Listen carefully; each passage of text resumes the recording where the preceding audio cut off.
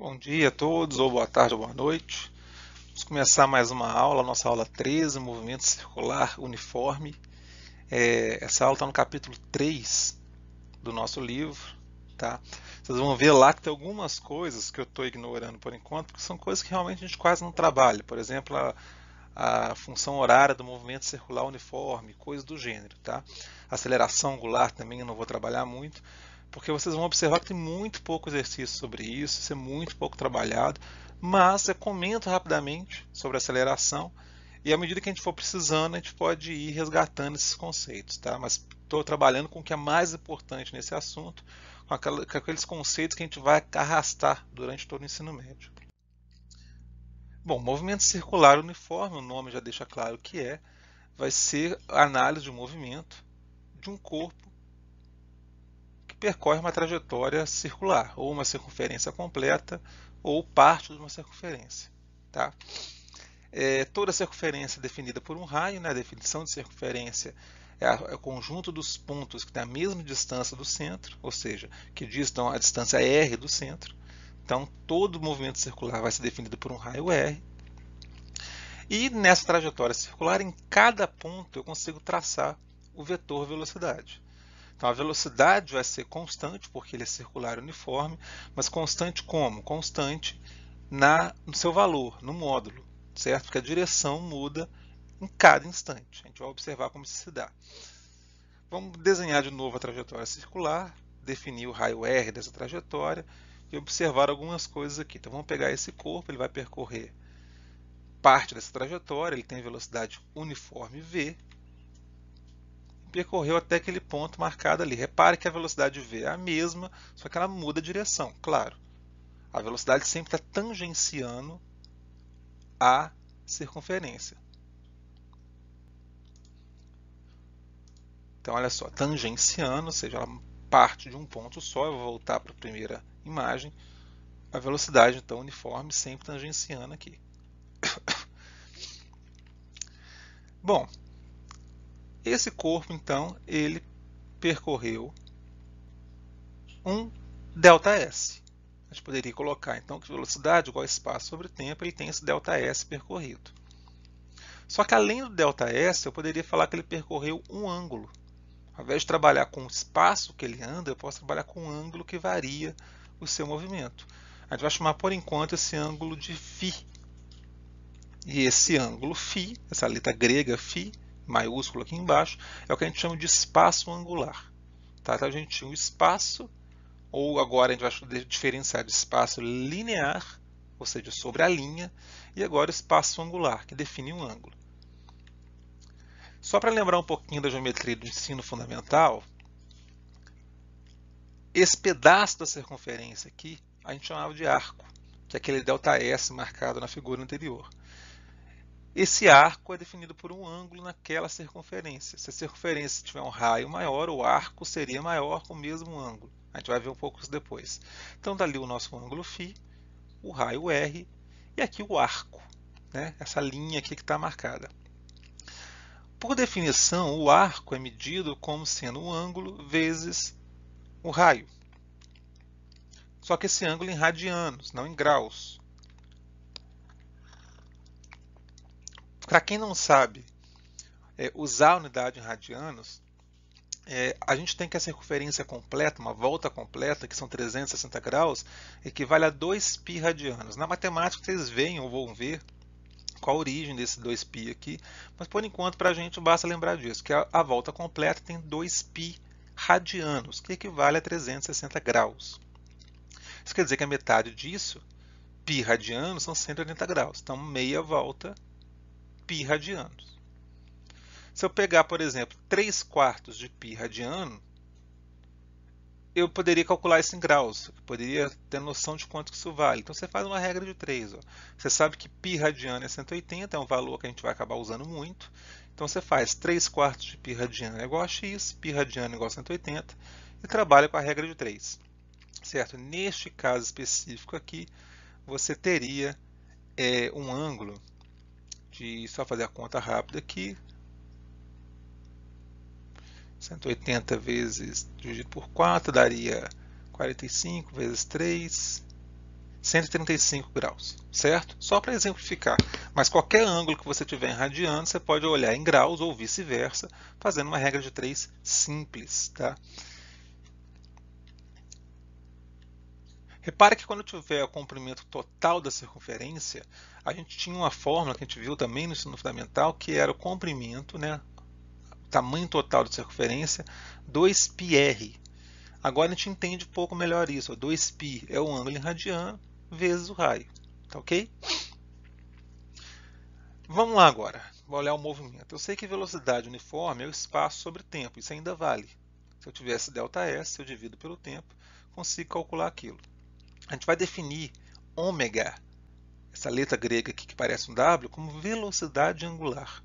Essa era a velocidade então, linear, que veio a linha que ele andou sobre o tempo. Agora eu vou pegar o ângulo sobre o tempo. Velocidade angular não é um vetor, então eu defino ali por aquela seta que não é uma reta, né, só para indicar qual sentido que está girando o corpo, poderia ser sentido anti-horário. E é definido como o ângulo percorrido, ΔΦ, variação do espaço angular, sobre o tempo. A unidade no Sistema Internacional de Velocidade Angular, radianos por segundo. Vamos discutir um pouco, então, esse ômega, essa velocidade angular. Vamos tentar entender um pouco isso. Vou pegar uma trajetória circular de raio R, eu defino uma velocidade v, velocidade linear, e esse corpo percorre esse pedaço da circunferência. Aqui eu tenho a velocidade linear v,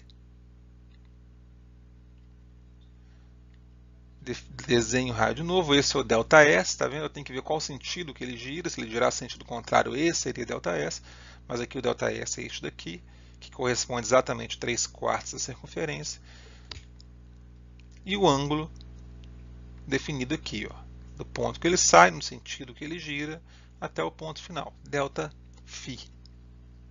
Velocidade angular, e vamos supor que ele fez esse movimento em 3 segundos. Então, daqui, do ponto inicial até o ponto que ele termina, demorou 3 segundos. Bom, o ΔΦ nesse caso são 3π sobre 2 radianos. Tá? 180 graus π radianos, a metade, então, 90 graus, são π sobre 2 radianos. Então, ele andou uma metade, mais uma metade, mais uma metade. Certo? É uma metade de 180, né? Foi um quarto, mais um quarto, mais um quarto. Então, 90, mais 90, mais 90. Então, ele andou 3π sobre 2 radianos. Foram 3/4 da volta. Se velocidade angular é a variação do ângulo sobre tempo, eu sei que cada meia volta, 180 graus, são π radianos. Um quarto de volta, como eu falei, π sobre 2, né? 90 graus. Então, ele andou ali 3/4, ele andou 3π sobre 2, como a gente comentou antes. Divido isso pelo tempo. Ó, o ângulo que ele percorre, 3 vezes 90, 3π sobre 2, dividido por 3. Então, ele tem uma velocidade angular de π sobre 2 radianos por segundo. Se ele demorou 3 segundos para chegar até aqui, ele andou, olha só, um quarto de volta, 90 graus, mais 90, em 3 segundos. Ele anda 90 graus a cada segundo. Então, π sobre 2 radianos a cada segundo. Seria mais ou menos isso. Se esse corpo andar só 1 segundo, 90 graus. Se esse corpo andasse 2 segundos, 180, né? 2 vezes π sobre 2, daria π radianos. Se esse corpo andasse 3 segundos, como está lá no desenho, 3π sobre 2. 3π sobre 2. Quando ele andar 4 segundos, então, se cada segundo ele dá um quarto de volta, 4 segundos, a gente vai ver que ele dá uma volta completa. Então, o tempo de cada volta, 4 segundos. E 8 segundos, como que seria? 8 segundos, então, seriam 2 voltas.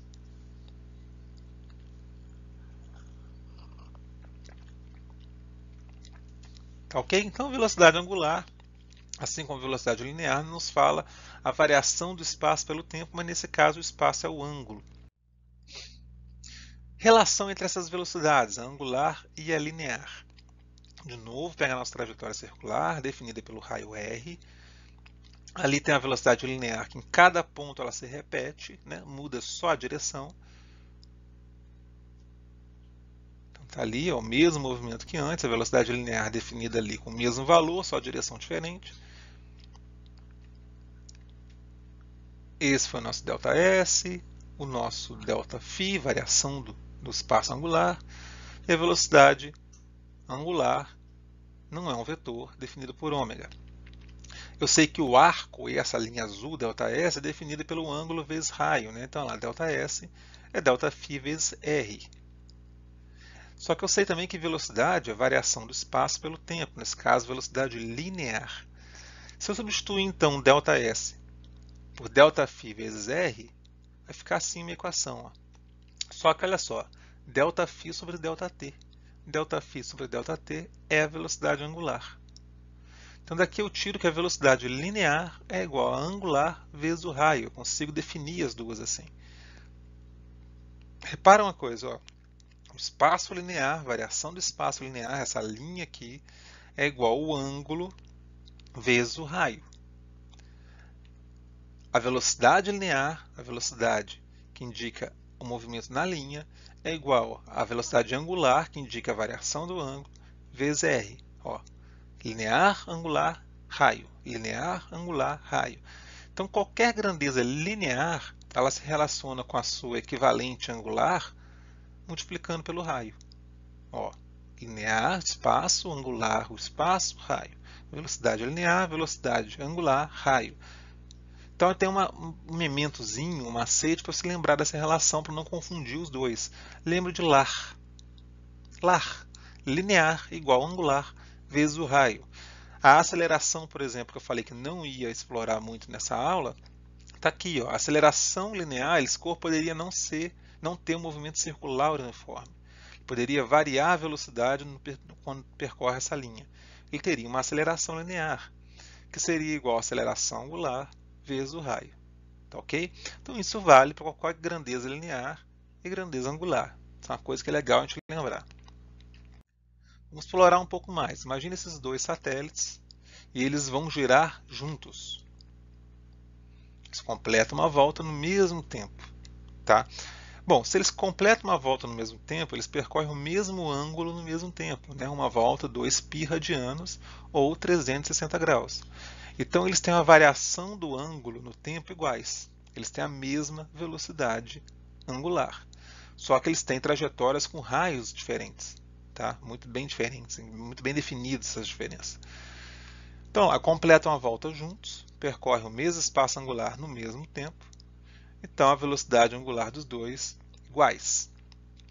Se velocidade linear é igual a angular vezes o raio, quando eu substituir aqui, ó, no lugar do ômega, no lugar do ômega eu colocar V dividido por R, eu vou ter lá V1 sobre R1, V2 sobre R2.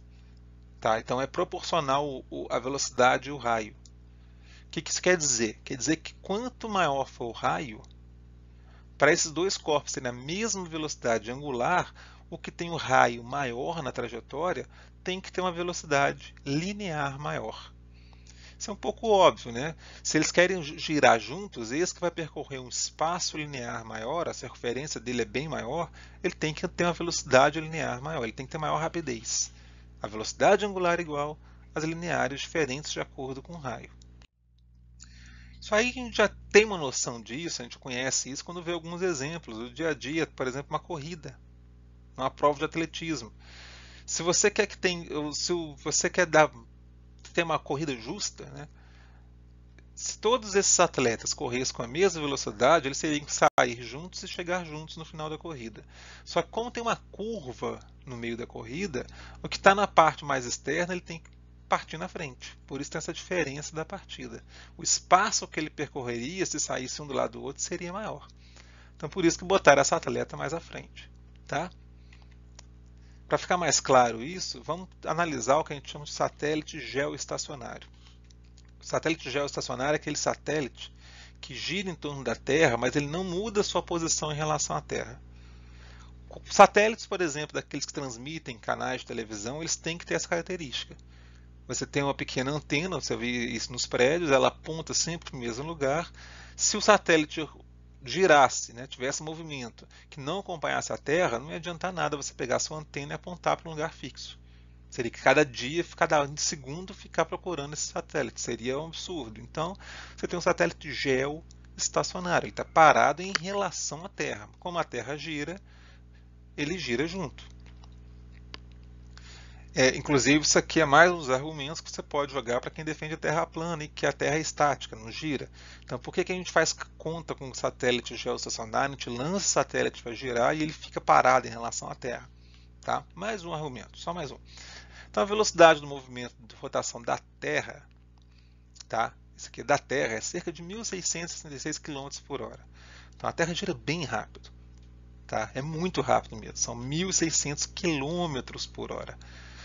O satélite, para acompanhar, então, como ele tem um raio maior, para ele girar junto, ele vai ter que ter uma velocidade linear maior. Na média, a gente põe um satélite em torno de 30 mil quilômetros da Terra. Então, imagina um que seja 36 mil quilômetros, contados a partir da superfície terrestre, mais precisamente do nível do mar, que é o que a gente chama de altitude zero. A velocidade linear desse satélite deveria ser próxima de 11 mil quilômetros por hora. Então, quase 10 vezes a velocidade da Terra. Certo? Por quê? Porque ele está mais longe, tem um espaço linear maior para percorrer, então ele tem que correr mais rápido. Então, lembra disso. Maior o raio da trajetória, para girar junto, tem que ser mais rápido. Mais dois conceitos importantes, período e frequência. Imagine que esse pequeno objeto, esse spinner, ele gira 180 vezes em cada minuto. Tá? De maneira constante, movimento circular uniforme. Então, se eu pegar um ponto dele, ele faz 180 voltas em 1 minuto. Se eu dividir por 60, por que 60? Porque um minuto tem 60 segundos, né? Então eu teria 3 voltas por segundo. Esses dois números, 180 vezes por minuto, 60, 3 voltas por segundo, é o número de repetições de voltas, né? Ou de oscilações, às vezes vão ser oscilações, ou a gente chama também de revoluções por unidade de tempo. Então, quantas voltas ele dá por unidade de tempo? No caso aqui a unidade foi minuto, aqui segundo. Essa grandeza, voltas por unidade de tempo, é o que a gente chama de frequência. Então, a frequência desse corpo aqui, 180 por minuto, 3 por segundo. Quando é por minuto, a gente coloca assim, ó, 180 RPM. Rotações por minuto, revoluções por minuto, ou 3 Hz. Hertz é homenagem a um físico holandês que a gente acabou nomeando a unidade de frequência em sua homenagem. Quando a gente for estudar ondas, eu vou falar melhor sobre isso. Então nós temos aqui 180 voltas por minuto, rotações por minuto, e aqui 3 voltas por segundo, 3 Hz. Tá? Escreve assim, ó, Hertz. Lembrando que quando for unidade, for nome de gente, tá? A gente escreve ela em minúsculo aqui, tá, ok? Período e frequência. De novo, ainda nesse assunto, imagina essa roda gigante. Vamos supor, tá? Supondo que ela tem 15 segundos, o tempo de uma volta completa. Se você sentar numa cadeirinha, você vai demorar 15 segundos para dar essa volta aqui. Esse tempo de uma volta, quando eu falo volta, gente, ou repetição, ou oscilação, ou revolução, são nomes que vocês vão ver bastante, tá? Oscilação no caso de ondas, por exemplo, porque você vai ver uma oscilação daquela energia. A gente chama esse tempo de uma volta completa de período. A unidade de tempo é tempo, né? Período é tempo, então a unidade vai ser segundos, hora, coisa do gênero. Se eu falar assim, que a cada segundo ela dá uma volta, eu posso dizer que ela tem um período de 15 segundos, ou um quarto de minuto. Eu poderia passar para minuto também, certo? 15 segundos, cada segundo tem 60, cada minuto tem 60 segundos, então 15 segundos é um quarto do minuto. Se ela completa uma volta em um quarto do minuto, em um minuto completo, ela daria 4 voltas. Então, a frequência é 4 voltas em cada minuto, 4 rotações por minuto, 4 RPM. Tá? Eu quero que você observe o seguinte, ó. Se o tempo de uma volta é 1 sobre 4, a frequência 4 voltas por minuto, a gente pode ver que existe uma relação entre período e frequência. Os dois sempre vão ser um inverso do outro.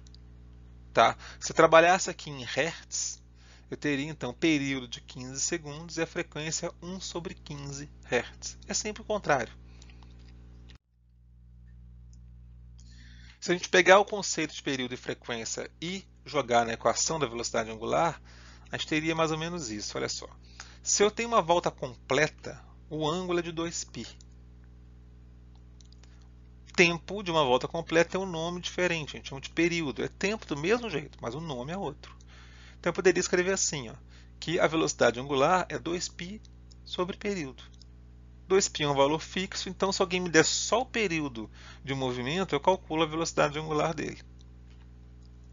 Mas período é o contrário da frequência. Então, ao invés de colocar 2π sobre t, poderia botar 2π vezes f. Tá? Você inverte, está dividindo aqui, ele fica multiplicando e vira a frequência. Então, essa fórmula aqui é muito usada, 2πf. Tá? A fórmula que é bom decorar, é bom de ter. Bom, eu falei atrás da aceleração angular, que estaria associada à mudança da rapidez do corpo, mas, mesmo no movimento circular uniforme, a gente vai ver que a velocidade, apesar de ter um valor constante, ela tem a direção variando. A cada instante, o vetor aponta para um lado diferente. Se a velocidade é vetor, tem módulo, direção e sentido, tem alguma coisa mudando a direção desse vetor. Como assim alguma coisa? Quem que muda a velocidade? Tem alguma aceleração. Essa aceleração, que só muda a direção da velocidade, mas não muda o seu valor, ou seja, o corpo não vai mais rápido nem mais devagar, mas vai mudar a direção, vai fazer uma curva, a gente chama de aceleração centrípeta. E ela sempre é perpendicular à velocidade, ou seja, não atua nem um pouquinho para frente, nem um pouco para trás, sempre 90 graus com a velocidade. Por isso que ela não interfere no módulo, só na direção. É como se puxasse o corpo para dentro da curva. O cálculo da aceleração centrípeta, velocidade linear ao quadrado sobre o raio da trajetória. Isso a gente vai usar muito, tá? Então, a aceleração centrípeta, lembra, ela não faz o corpo ir mais rápido, mais devagar. Ela simplesmente muda a direção da velocidade. Tá? O R aqui, só para lembrar, é o raio. Vamos a alguns exemplos, são poucos aqui. Um automóvel se desloca numa estrada horizontal com velocidade constante, de tal modo que os seus pneus rolam sem qualquer deslizamento na pista. Então, o giro normal. Cada pneu tem diâmetro de meio metro. Diâmetro. E um medidor colocado em um deles registra uma frequência de 840 rotações por minuto. Qual a velocidade do automóvel? Bom, a questão aqui é o seguinte, se eu pegar somente um pneu, a velocidade do ponto mais extremo, velocidade linear, velocidade com que essa roda gira, tá? Vai ser igual em qualquer ponto, que vai ser igual à velocidade do carro. Tudo bem? Então vamos lá. Eu sei que velocidade angular é 2πf. Que a única coisa que eu tenho aqui é raio e frequência. Então, eu vou tentar com a frequência relacionar com a velocidade.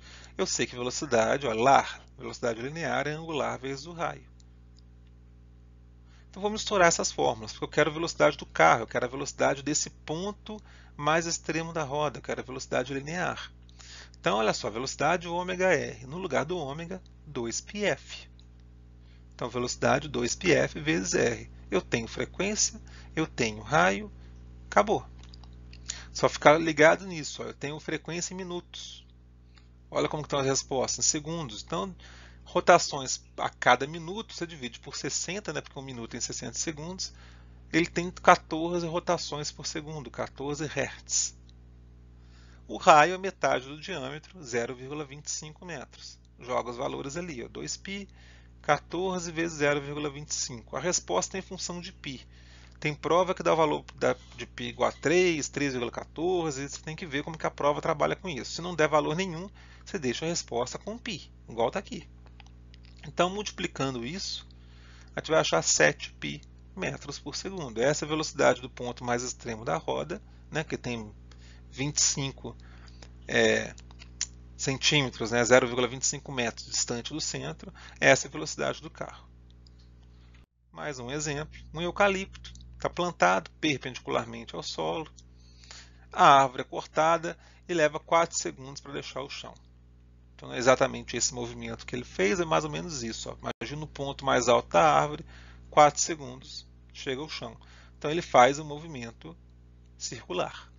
Essa é a ideia do exercício. Tá? Ele quer saber determinar o valor aproximado da velocidade angular média desse eucalipto. Bom, velocidade angular, por definição, ΔΦ sobre ΔT. Se ele estava perpendicular ao solo e caiu no solo, ele percorreu 1/4 da circunferência. Bom, 1/4 da circunferência, π sobre 2. Lembra que eu falei antes? 90 graus, 180 é π. Então, metade de 180, metade de π. Então, esse é o ângulo que ele percorre. Qual o tempo da queda? 4 segundos. Então, velocidade angular, π sobre 8 radianos por segundo. Se usar π igual a 3,14, dividindo 3,14 por 8, vai achar mais ou menos 0,40 radianos por segundo.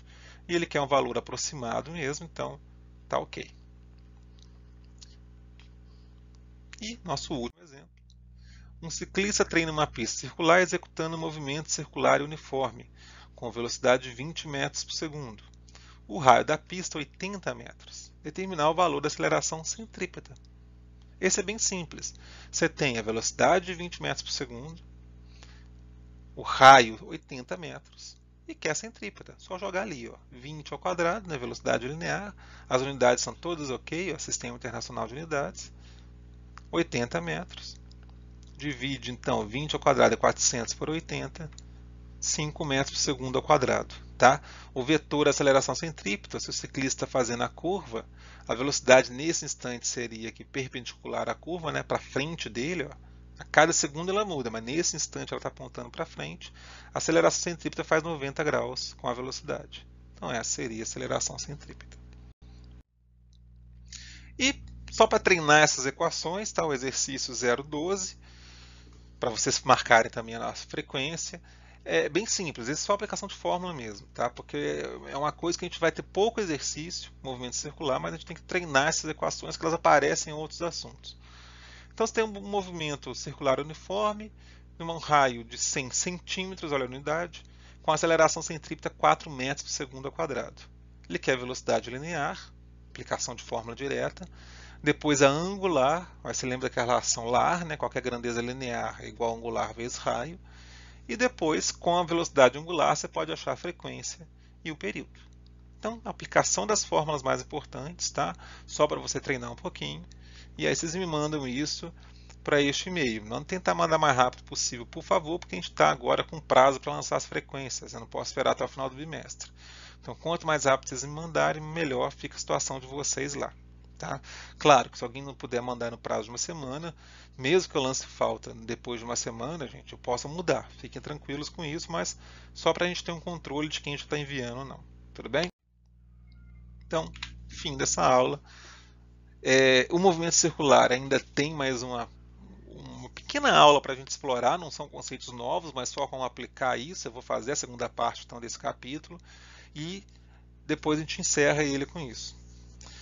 Essa semana, especialmente, eu não fiz a lista valendo nota, porque tem muitos alunos de recuperação e eu não quero acumular esses trabalhos, então quem não pegou recuperação vai ter uma pequena folga aí para poder dedicar a outras disciplinas. Tá? Um grande abraço a vocês e a gente daqui a pouco posta a nossa nova aula também de movimento circular, como eu disse, só explorando um pouco mais os conceitos. Um abraço.